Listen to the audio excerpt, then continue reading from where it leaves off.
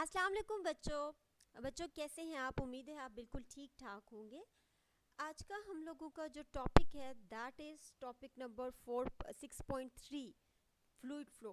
अभी आज के हमने लेक्चर में दो टॉपिक्स बच्चों कवर करने, एक फ्लूइड फ्लो कवर करना और इक्वेशन ऑफ कॉन्टिन्यूटी कवर करना है। कोई इतनी ज़्यादा डिटेल नहीं है, इतनी ज़्यादा डेप्थ नहीं है, छोटे छोटे से टॉपिक्स हैं और इंशाल्लाह ताला बहुत जल्दी कवर अप हो जाएंगे। तो आज के जो हम लोगों का पहला टॉपिक है दैट इज़ फ्लूइड फ्लो। उसमें अगर हम बात करें तो हम देखना ये चाह रहे हैं कि जो हमारा फ्लूइड है वो फ्लो किस तरह से करता है, उसके फ्लो करने के दौरान उसकी क्या क्या टाइप्स इन्वॉल्व होती है फ्लूइड के फ्लो करने में। तो मेजर हमारे पास जो क्लासेस हैं या जो दो टाइप्स हैं जिसके थ्रू हमारे फ्लूइड फ्लो करता है वो दो हैं। एक तो है स्टेडी और स्ट्रीमलाइन और लैमिनर फ्लो और दूसरा है टर्बुलेंट फ्लो। तो अभी हम देखते हैं कि इनकी डेफिनेशंस क्या हैं और इनकी क्या क्या प्रॉपर्टीज़ हैं। तो बच्चों सबसे पहले जो टाइप है दैट इज़ लेमिनार फ्लो। इसकी डेफिनेशन मैंने यहाँ पे लिखी है। If the fluid particles follows the earlier particle it is known as laminar और स्ट्रीमलाइन फ्लो। आपकी बुक में ये डेफिनेशन थोड़ी सी एक्सप्लेन फॉर्म में, डिटेल्ड फॉर्म में लिखी हुई है। मैंने यहाँ पे इसको समराइज़ करके लिखे उन बच्चों के लिए जो वो बड़ी वाली डेफिनेशन याद नहीं कर सकते, और वैसे भी मैं आपको ये सिर्फ समझाने के लिए यहाँ पे लिखे। लेमिनार फ्लो का मतलब क्या है बच्चों कि हमने बात की थी कि हमारे फ्लूइड के अंदर पार्टिकल्स है। अगर हम पानी की बात करें, अगर हम हवा की बात करें, तो एक मॉलिक्यूल है, दूसरा मॉलिक्यूल है, तीसरा मॉलिक्यूल है। तो वो सारे के सारे अगर एक ही लाइन में फ्लो करें तो उस फ्लो को हम क्या कहेंगे, लेमिनार फ्लो। फॉर एग्जाम्पल अगर पहला मॉलिक्यूल इधर है तो दूसरा उसके पीछे एग्जैक्टली उसी के पीछे फ्लो करे, तीसरा एग्जैक्टली दूसरे के पीछे फ्लो करे, चौथा एग्जैक्टली तीसरे के पीछे फ्लो करे। तो इस काइंड के फ्लो को, इस काइंड के जो मोशन है that is known as laminar flow. इसका मतलब क्या है कि अगर एक फ्लूइड पार्टिकल अपने आगे जाने वाले पार्टिकल्स को एग्जैक्टली फॉलो करे या उसी के पीछे पीछे चले तो उसको हम क्या कहते हैं, दैट इज लेमिनार फ्लो और स्ट्रीमलाइन फ्लो। ये बच्चों एक डायरेक्शनल फ्लो होता है। और दूसरा टाइप हमारे पास क्या है, that is turbulent flow. Turbulent flow कौन सा है, इरेगुलर फ्लो। यानी अब यहाँ पे तो देखो बच्चों डिफरेंस क्या है आपके पास कि इधर हर पार्टिकल लाइन की फॉर्म में जा रहे हैं, लाइन के बाहर कोई पार्टिकल नहीं है। और यहाँ पे क्या केस है, टोटली उसके ऑपोजिट है, रेंडमली मूव कर रहे, कोई इनकी स्पेसिफिक डायरेक्शन नहीं है।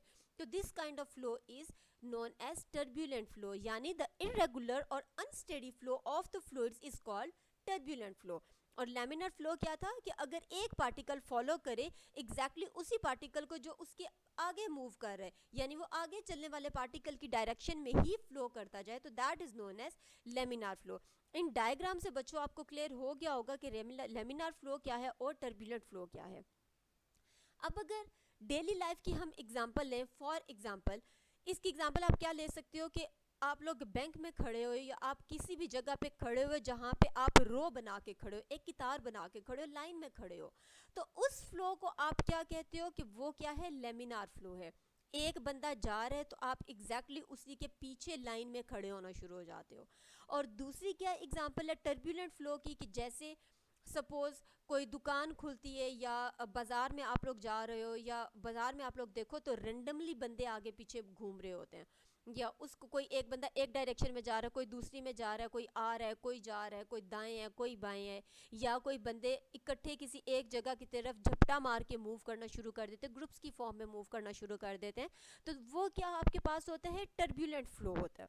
अब एक और एग्जांपल अगर हम डेली लाइफ में से ले तो बच्चों ये जो सिगरेट का धुआं है, धुआं क्या है, हमने क्या बात की थी कि हम लोगों के पास फ्लूइड्स में सिर्फ वाटर या सिर्फ पानी या सिर्फ लिक्विड्स नहीं आते, हमारे पास गैसेस भी इन्वॉल्व होती हैं, कि वो भी फ्लूइड्स के केस में आती हैं, वो भी फ्लूइड्स की टर्म में कंसीडर की जाती हैं। तो अब जैसे देखो बच्चों सिगरेट का जो धुआं है इसकी कोई स्पेसिफिक डायरेक्शन नहीं है कि उसने स्ट्रेट ही मूव करना है या उसने लेफ्ट मूव करना है या राइट मूव करना है। अब जो सिगरेट का धुआं है यहाँ से आप देखो तो कोई पार्टिकल इधर जा रहे हैं, कोई इधर जा रहे हैं, कोई इधर जा रहे हैं, और ये इस तरह रेंडमली ओरिएंट होके आपके पास एक स्मोक की डायरेक्शन बना रहे। तो इस फ्लो को भी आप क्या कहते हो, टर्बुलेंट फ्लो। मोर कॉमनली बच्चों हम देखते हैं टैप वाटर का अंदर हम देखते हैं कि लेमिनार फ्लो क्या है और टर्बुलेंट फ्लो क्या है। डिफरेंस अगर आप देखो लेमिनार फ्लो में और टर्बुलेंट फ्लो में, तो यहाँ पे इस डायग्राम में भी आपके पास पानी का एक टैप है और इस डायग्राम में भी आपके पास पानी का एक टैप है। तो क्या वजह कि हमने इसको लेमिनार फ्लो कहा और हमने इसको टर्बुलेंट फ्लो कहा। अब इसमें देखो बच्चों कि क्लियरली आपको नज़र आ रहा है कि ये एक बिल्कुल स्मूथ सी एक पानी की धारी सी बनी हुई है, तो वो डायरेक्ट नीचे आ रही है। समटाइम्स ऐसे होता है कि आप टैप वाटर खोलते हो, आप टूटी को खोलते हो, तो आपका पानी बिल्कुल वो स्ट्रीम लाइन एक स्पेसिफिक शेप बना के नीचे नहीं आता, रेंडमली आता है, थोड़ा बिखरा बिखरा सा आता है। तो उस काइंड ऑफ फ्लो को आप क्या कहते हो, टर्बुलेंट फ्लो। तो दो चीज़ें हमने देखी, एक देखा हमने लेमिनार फ्लो और एक देखा हमने टर्बुलेंट फ्लो। अब एक क्वेश्चन है कि हम लोगों का, हमने कहा कि लेमिनर फ्लो डिफरेंट है और टर्बुलेंट फ्लो डिफरेंट है, दोनों की दोनों डिफरेंट है, उनकी प्रॉपर्टीज डिफरेंट है, उनके अंदर जो मॉलिक्यूल्स प्रेजेंट है, जो एटम्स प्रेजेंट है, उनकी मूव करने की स्पीड डिफरेंट है, उनके मूव करने की ओरिएंटेशन डिफरेंट है, डिफरेंट तरीके से मूव कर रहे हैं। तो अब अगर हम बात करें कि क्या लेमिनार फ्लो को हम कन्वर्ट कर सकते हैं टर्बुलेंट फ्लो में, यस। कैसे? अब देखो हमने क्या बात की कि अगर इस तरह से टूटी से पानी गिर रहा हो तो उसको हम क्या कहते हैं, लेमिनार फ्लो। अब ये देखो यहाँ से तो बच्चे ये लेमिनार फ्लो आ रही है, बिल्कुल स्मूथली पानी नीचे आ रहा है, लेकिन जैसे ही पानी नीचे इस सिंक के साथ टकराया, मींस एक बैरियर के साथ टकराया, तो पानी की डायरेक्शन आप देखो बच्चों क्या हो गई, आर्बिट्रेरी हो गई है।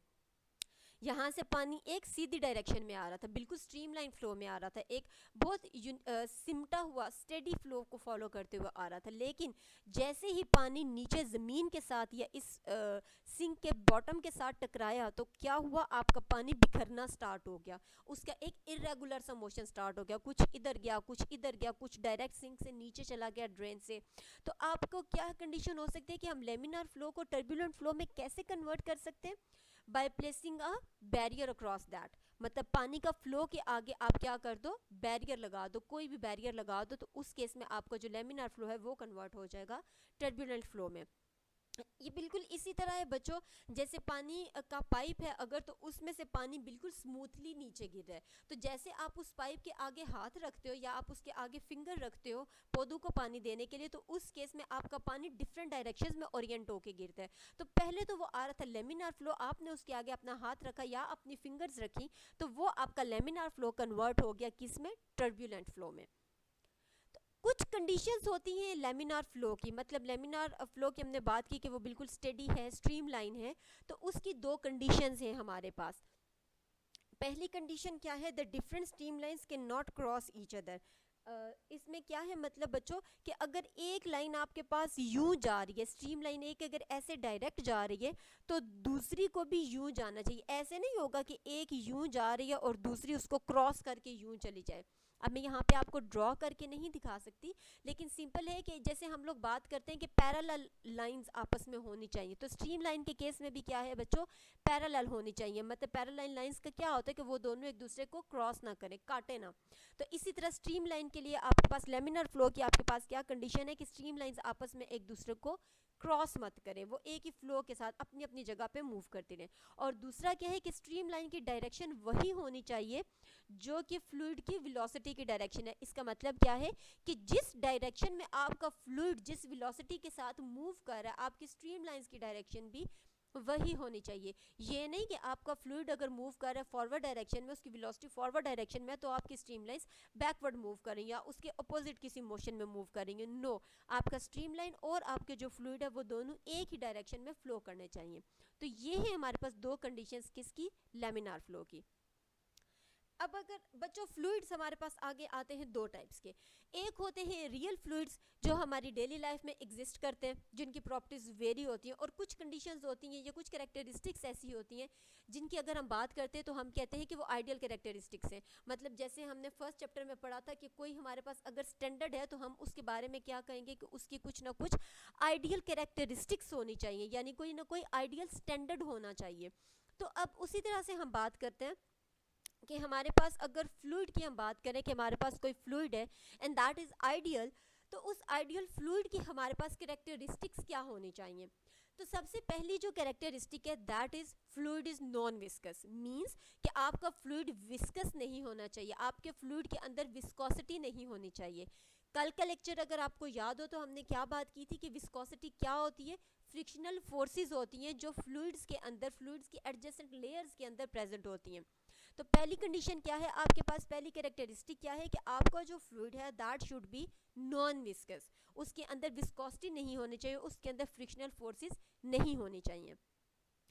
सेकेंड आपकी कैरेक्टरिस्टिक है बच्चों that your fluid must be incompressible, that is its density is constant, यानी आपका फ्लूइड कंप्रेस नहीं होना चाहिए, उसकी डेंसिटी कांस्टेंट रहनी चाहिए। मतलब क्या है इसका बच्चों, सपोज आपके पास कोई बाल्टी है पानी की, आप उसके ऊपर ढक्कन लगा रहे हो, ऐसे नहीं कि वो ढक्कन मतलब बाल्टी उसको सील करी, ऐसे नहीं, कोई थोड़ा सा छोटा ढक्कन ले रहे हो जो उस बाल्टी के अंदर जा रहा है। तो उस केस में क्या है कि अगर आप बिल्कुल उसको पानी की सरफेस के ऊपर उस ढक्कन को या वो जो भी कोई चीज़ है आपके पास, आप उसको रख के अगर कंप्रेस करना शुरू करते हो तो क्या होता है, हो सकता है कि कोई ना कोई थोड़ा सा पानी उमड़ के बाहर आ जाए, अगर भरी हुई बाल्टी है तो इट मीन्स कि आप उस फ्लूइड को कंप्रेस कर रहे हो, आप उसके ऊपर कोई ना कोई फोर्स लगा रहे हो।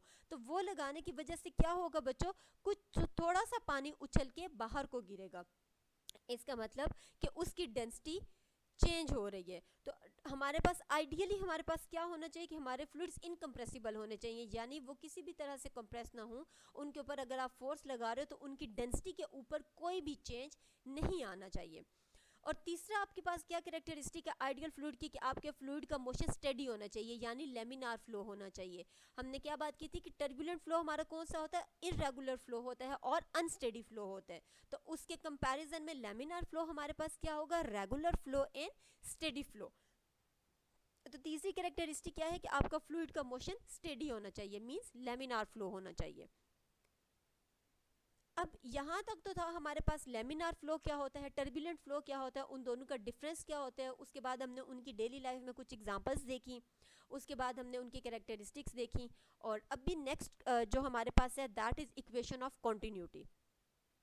इक्वेशन ऑफ कॉन्टिन्यूटी की बच्चों अगर हम स्टेटमेंट देखें तो वो है हमारे पास, the product of cross sectional area of the pipe and the fluid speed at any point along the pipe is constant.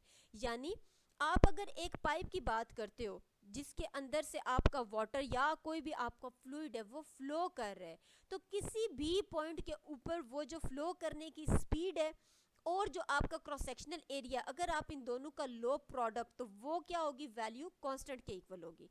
और वो जो कांस्टेंट होगा वो किसके इक्वल होगा, इक्वल टू होगा वॉल्यूम फ्लो पर सेकंड ऑफ द फ्लूइड। यानी वो आपको वो जो कांस्टेंट है वो किसकी वैल्यू देगा कि आपका जो फ्लूइड फ्लो कर रहा है पर सेकंड उसका वॉल्यूम कितना है, यानी उसका फ्लो रेट कितना है। इस इक्वेशन ऑफ कॉन्टिन्यूटी का फ़ायदा क्या होता है बच्चों, ये हमें कंजर्वेशन ऑफ मास बताती है। कैसे बताती है ये अभी हम आगे देखते हैं। सिंपली हम क्या बात करें कि इक्वेशन ऑफ कॉन्टिन्यूटी क्या होता है बच्चों, कि अगर आपके पास कोई भी पाइप है, इसको समझने के लिए आप कंसीडर करो कि कोई पाइप है आपके पास जिसका डायामीटर यूनिफॉर्म नहीं है, मीन्स के स्टार्ट में उसका डायमीटर कुछ और है, जैसे यहाँ इस डायग्राम से नज़र आ रहा है, और अगर आप ऐसे मूव करते जा रहे तो देखो बच्चों इसका डायमीटर कुछ और है, यहाँ पे कम था यहाँ पे ज़्यादा है।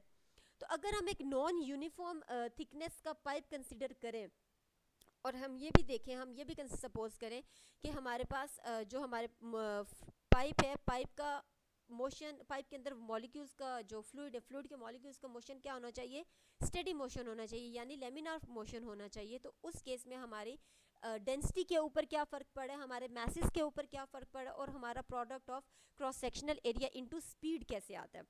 तो इसके लिए बच्चों कंसीडर करो कि ये पाइप पे उसकी थिकनेस यहाँ पे कुछ और है और यहाँ पे कुछ और है।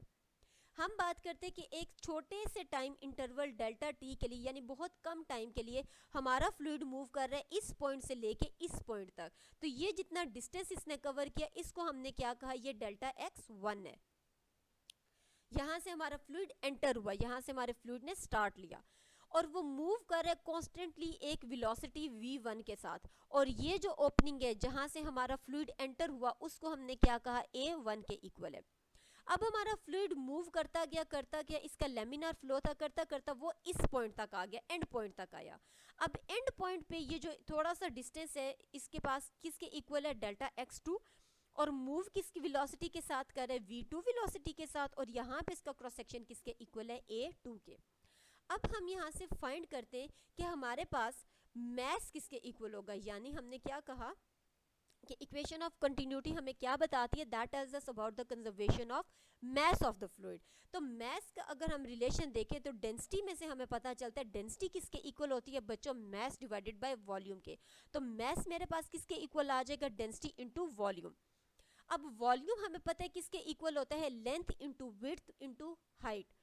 तो अब अगर मैं यहाँ पे दो मतलब तीनों की तीनों मेरे पास लेंथ्स हो गई ना, विड्थ भी मेरे पास लेंथ है, हाइट भी मेरे पास लेंथ है, और लेंथ तो है ही लेंथ है, तो मींस कि मेरे पास दो लेंथ्स आपस में मल्टीप्लाई होकर किसके इक्वल हो जाएंगी, एरिया ऑफ क्रॉस सेक्शन के इक्वल हो जाएंगी। तो वॉल्यूम मेरे पास किसके इक्वल आ जाएगा बच्चों, area of cross section multiply by length. यानी यहाँ पे ये जो लेंथ है ये विड्थ है और ये हाइट है, तो ये एरिया और ये मिलके मुझे किसके इक्वल देंगे value, that will give us the value of volume. तो अब मेरे पास जो हम पहले बात करते हैं, अगर एक स्मॉल एरिया की, जो पहला वाला एरिया था उसकी वैल्यू क्या है मेरे पास A1, और लेंथ किसके इक्वल है, डेल्टा x1, यानी मेरी जो बॉडी है, जो फ्लूइड है, उसने कितना डिस्टेंस कवर किया, इतना डिस्टेंस कवर किया, डेल्टा x1 के इक्वल। तो यहाँ से मेरे पास मैस किसके इक्वल आ गया बच्चों, रो के इक्वल, यानी डेंसिटी के equal as it is. Area of cross section क्या है मेरे पास, A1 आ गया, और लेंथ किसके इक्वल आ गई, डेल्टा x1 से। अब हमने बात की कि हमारी जो बॉडी है वो कुछ डिस्टेंस कवर तो कर रही है, लेकिन एक टाइम इंटरवल भी हमें गिवन है और हमें वेलोसिटी की वैल्यू भी गिवन है। तो डिस्टेंस फाइंड करने के लिए हम कौन सी इक्वेशन लगाएंगे, ये वाली इक्वेशन जो कॉमन सी इक्वेशन है डिस्टेंस फाइंड करने के, that is S is equal to VT। अब S मुझे पता है क्या है मेरे पास, डेल्टा x1, मेरे फ्लूइड ने इतना डिस्टेंस कवर किया, कितनी वेलोसिटी में, v1 वेलोसिटी में, और टाइम कितना था, डेल्टा t। तो डेल्टा x1 मेरे पास किसके इक्वल आ गया, v1 इंटू डेल्टा t। तो अगर मैं ये वैल्यू यहाँ पे पुट करूँ तो मेरे पास मैस किसके इक्वल आ जाएगा, मैस किसका, मैस मेरे फ्लूइड का मैस, जो मेरा फ्लूइड फ्लो करे उसका मैस किसके इक्वल आ जाएगा, डेंसिटी फ्लूइड की, area of cross section, velocity और टाइम। अब हम बात करें कि हमारा जो लॉ ऑफ कंजर्वेशन यहाँ पे अप्लाई होता है या नहीं, यानी यहाँ पे जो मैस है और जो यहाँ पे मैस है वो इक्वल है या नहीं। तो अब बच्चों इसके लिए मैं करूँगी, मेरे पास दो मैसेज आ गए तो मैं डेल्टा M1 लिखूंगी और डेल्टा M2 लिखूंगी, दोनों के लिए मेरे पास इक्वेशन सेम आएंगी। चेंज किस में आएगा, एरिया ऑफ क्रॉस सेक्शन में। पहले में area of cross section A1 था, दूसरे में क्या हो जाएगा A2। पहले में मेरे पास डेल्टा x1 था डिस्टेंस, और दूसरे में क्या था, डेल्टा x2। डेंसिटी की भी वैल्यू वैसे कांस्टेंट ही है, लेकिन चलें आप रो 1 और रो 2 कर लो। अब हम बात करें कि हम लोगों का यहाँ से जो वाटर गया या जो भी फ्लूइड था वो जब पाइप से एंटर हुआ तो उतना ही वो उस पाइप से बाहर भी निकला। इट मीन्स कि ना तो उसकी डेंसिटी चेंज हुई और ना ही उसका मैस चेंज हुआ। तो इसका मतलब कि मेरे पास डेल्टा M1 और डेल्टा M2 आपस में इक्वल है, आपस में कंजर्व्ड है, मेरा मैस चेंज नहीं हो रहा। तो मैं इन दोनों इक्वेशंस को एक दूसरे के इक्वल लिख सकती हूँ। तो लिख के मेरे पास मैंने क्या देखा कि डेल्टा T और डेल्टा T दोनों इक्वेशन के दोनों साइड्स पे थे, मेरे पास ये सेम थे, तो ये कैंसल आउट हो गए।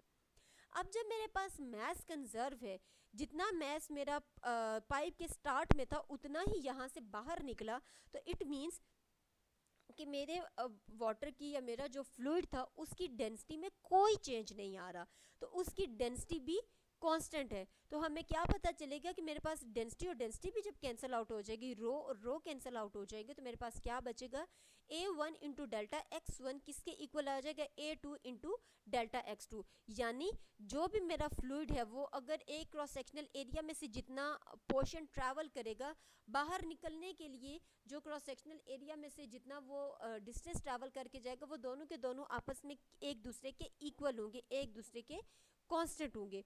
तो ये सॉरी बच्चों, यहाँ पे डेल्टा x1 नहीं आता, यहाँ पे v आता है।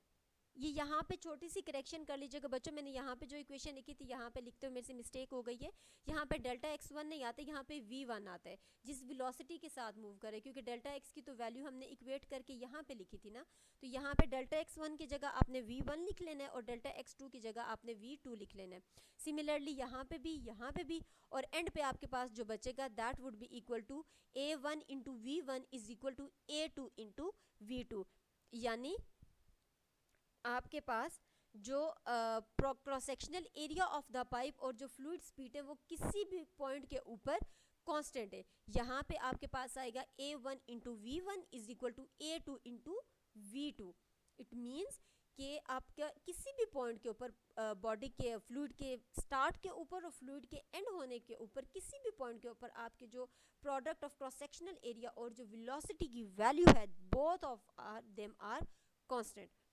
तो अब अगर हम बच्चों बात करें कि जैसे आप टैप वाटर के एग्जांपल हो कि टूटी जब आप खोलते हो पानी की तो आप देखते हो कि ऊपर से पानी की स्पीड कुछ और होती है और बॉटम पे जाते जाते पानी की स्पीड कुछ और होती है।